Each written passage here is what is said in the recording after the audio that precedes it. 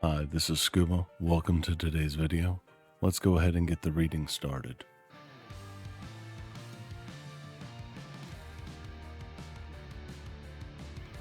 The Travels of Tom Thumb. There lived a tailor who had only one son, and he was extremely small, not any larger than your thumb, and so was called Tom Thumb. However, he was a courageous little fellow, and he told his father, "Father, I am determined to go out into the world to seek my fortune." "Very well, my son," answered the old man. And taking a big darning needle, he made a top to it of sealing wax and gave it to Tom Thumb, saying, "There is a sword for you to use to defend yourself in your journeyings." Then, the little fellow, desiring to dine once more with his parents, popped into the kitchen to find out what his mother was preparing for his last dinner at home. All the dishes were ready to be taken in, and they were standing upon the hearth. "What is it you have for dinner, dear mother?"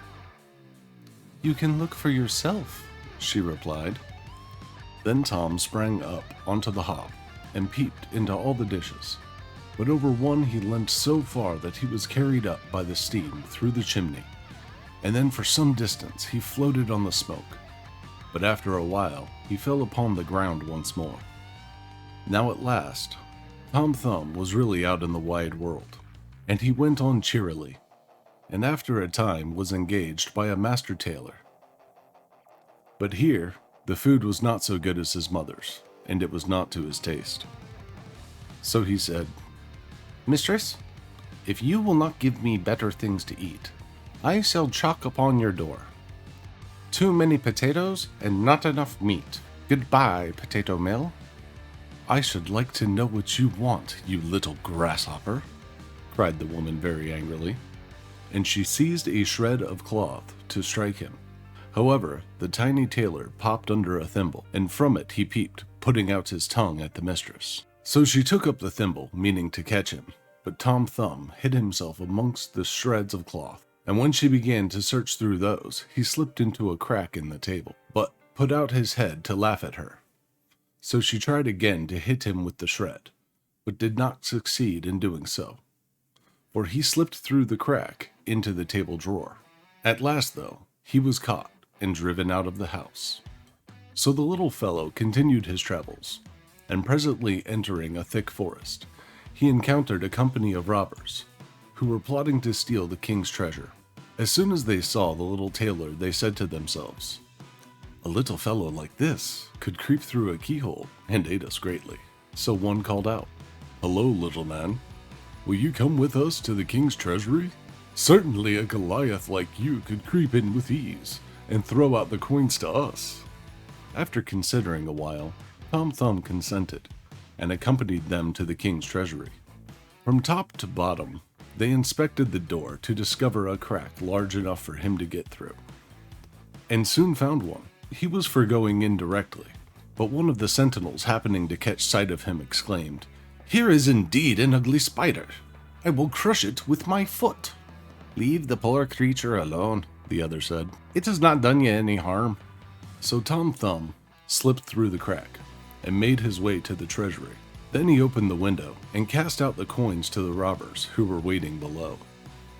While the little tailor was engaged in his exciting employment, he heard the king coming to inspect his treasure.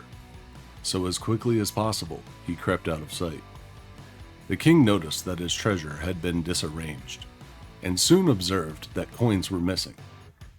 But he was utterly unable to think of how they could have been stolen, for the locks and bolts had not been tampered with, and everything was well fastened. On going from the treasury, he warned the two sentinels, saying, "Be on watch. Someone is after my money." And quite soon, on Tom Thumb setting to work again, they heard very clearly the coins ringing, chink, chink, as they struck against one another. As quickly as possible, they unfastened the building and went in, hoping to take the thief. But Tom Thumb was too quick for them. He sprang into a corner, and hiding himself behind a coin, so that nothing of him was visible, He made fun of the sentinels, crying, "I am here!" Then, when the men hurried to the spot where the voice came from, he was no longer there. But, from a different place, cried, "Aha! Here I am!" So the sentinels kept jumping about, but so cleverly did Tom move from one spot to another that they were obliged to run around the whole time, hoping to find somebody, until at length, quite tired out, they went off. Then Tom Thumb went on with his work, and one after another, he threw all the coins out of the window. But the very last he sounded and rang with all his might, and springing nimbly upon it, so flew through the window. The robbers were loud with their praises. "Indeed you are a brave fellow," they said. "Will you be our captain?" Tom Thumb, thanking them, declined this honor, for he was anxious to see more of the world. Then the booty was apportioned out, but only a ducat was given to the little tailor, for that was as much as he could carry. So Tom girded on his sword again, and bidding farewell to the robbers, continued his travels. He tried to get work under various masters, but they would have nothing to do with him. So after a while, he took service at an inn. But the maids there disliked him, for he was about everywhere, and saw all that went on, without being seen himself. And he told their mistress of their dishonest ways, of what was taken off the plates, and from out the cellars. So they threatened they would drown him if they caught him, and determined to do him some harm. Then, one day, a maid mowing in the garden saw Tom Thumb running in and out, between the blades of grass.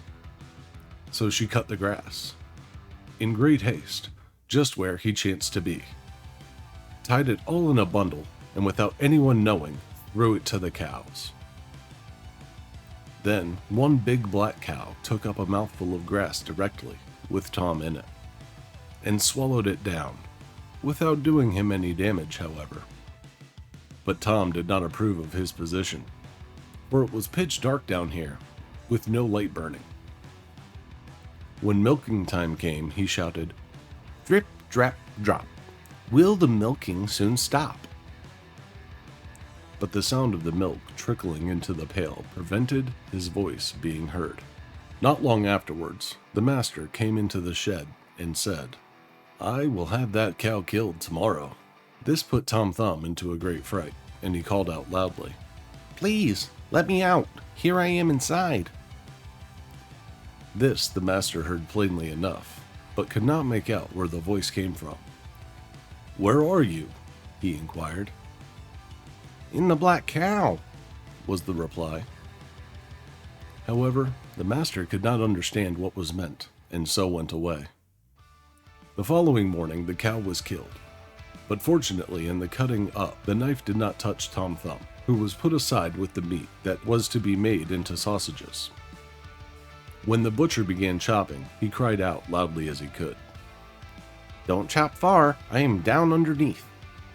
But the chopper made so much noise that he attracted no attention. It was indeed a terrible situation for poor Tom.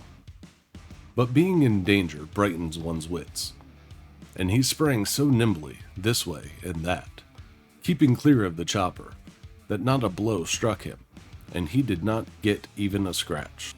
However, he could not escape. There was no help for it. He was forced into a skin with the sausage meat, so was compelled to make himself as comfortable as he might be. It was very close quarters, and besides that, the sausages were suspended to smoke in the chimney, which was by no means entertaining, and the time passed slowly. When winter came, he was taken down for a guest's meal, and while the hostess was slicing the sausage, he had to be on his guard, lest if he stretched out his head, it might be cut off.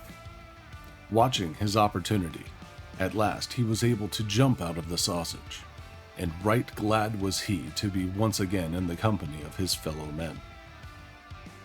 It was not very long, however, that he stayed in this house, where he had been met by so many misfortunes. And again, he set forth on his travels, rejoicing in his freedom. But this did not long continue. Swiftly, running across the field, came a fox, who, in an instant, had snapped up poor little Tom. "Oh, Mr. Fox," called out the little tailor, "it is I who am in your throat. Please let me out." "Certainly," answered Reynard. "You are not a bit better than nothing at all. You don't in the least satisfy me. Make me a promise. I shall have the hens in your father's yard, and you shall regain your liberty." "Willingly. You shall have all the hens. I make you a faithful promise," responded Tom Thumb. So the fox coughed and set him free, and himself carried Tom home.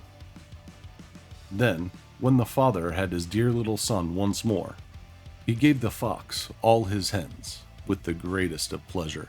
"Here, father, I am bringing you a golden coin from my travels," said the little fellow, and he brought out the ducat the thieves had apportioned to him. "But how was it the fox was given all the poor little hens?" "Foolish little one, don't you think your father would rather have you than all the hens he ever had in his yard?"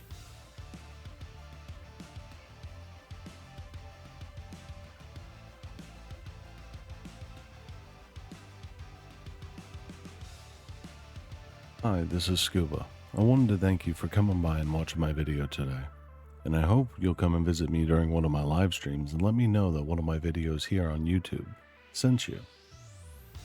I stream on Twitch Mondays and Fridays, afternoon into the evening or evening into the late night. Go ahead and drop me a follow there and you'll get alerted to when I'm going live. I do take requests for Fairy Tale Fridays. And on Mondays, we do Metal Bending Monday, where I make custom-made jewelry for my viewers and for commissions. Again, thank you for coming by, and I hope to see you soon. If you want to see more of my videos, go ahead and click the playlist up in the corner. Or you can follow the links down in the description. That'll take you to my Twitch page, as well as both of the community Discords that I'm a part of. Thank you, and I look forward to seeing you soon.